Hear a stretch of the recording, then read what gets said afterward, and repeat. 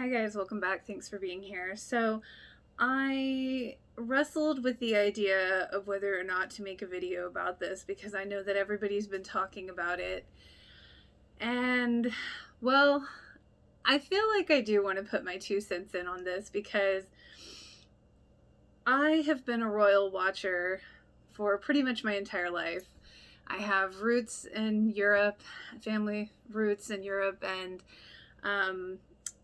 the royal family has always kind of been a thing that me and my family, we watched Harry and, of course, William get married. And, I've been a Diana fan forever. I've read the books, watched the documentaries this year, all of the interviews, the specials, etc., etc. And I feel like a lot of people that I've watched Harry and William grow up. And watching the Oprah interview with Meghan and Harry was quite the experience, because coming at it from a purely body language standpoint for me, there was a lot of things that were red flags for me. You could definitely tell that she was the one kind of, the architect behind this interview. And I found it interesting that Harry was not really in the interview the whole time. And something else that I found odd, knowing that Harry's grown up around cameras his entire life, he seemed very uncomfortable. And, there was several things that Meghan said right off the bat that didn't add up. Like, to say that she knew the royal family, but she didn't know much about it. But then she immediately goes on to say that she was friends with Eugenie, which, for those of you who don't know, is Prince Harry. And I'm sorry, it's Prince Harry's cousin, but it's Prince Andrew and Sarah Ferguson's child, basically a direct grandchild of the Queen. So I found it kind of odd that she said these two contradictory statements right off the bat. I believe it was about 5 minutes into the interview. There were just many things that didn't add up. And the thing about Harry that I think a lot of people don't realize is that he used to have a nickname. He used to go by the name of Hothead Harry. He had a temper. I'm thinking that while it's probably qualmed a little since he's grown older, I have to believe that, knowing how he has been in the past, I get the impression that anything anyone would have said about Meghan, especially at that time when they were first getting together, I feel like Harry might have taken the wrong way and ran with it.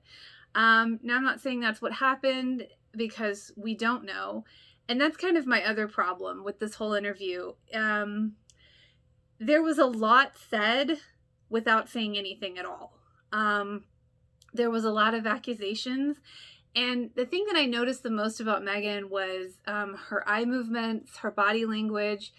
It did kind of lead me to think it was not entirely truthful.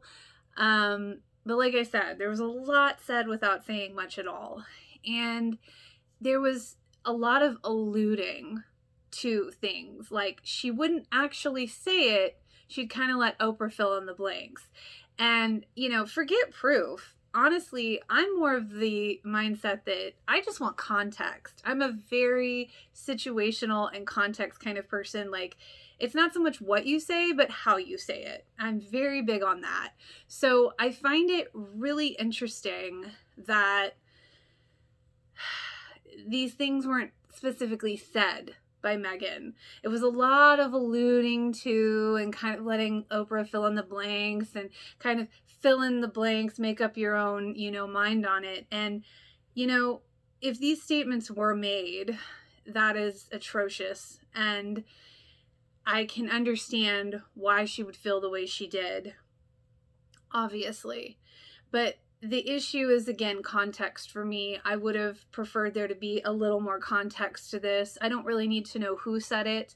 I really can't even fathom it being William, because Diana didn't raise her boys like that. Now, I could see older members of their family, or the firm as they call it, thinking that way.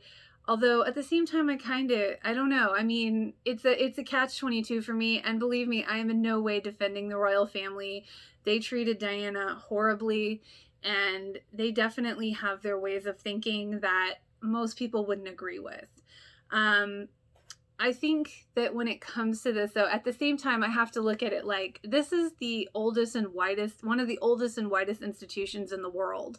So I kind of look at it like, I do believe the conversation would come up, but this is where the context comes in. It's like, you know, what was actually said? Because, I mean, I again, it's a situational thing for me. I would love to know the context, but I doubt we'll ever find out. So there was just a lot of things that Meghan said that just didn't add up for me. Harry seemed very uncomfortable, which is unusual for somebody who's been in front of the cameras his entire life.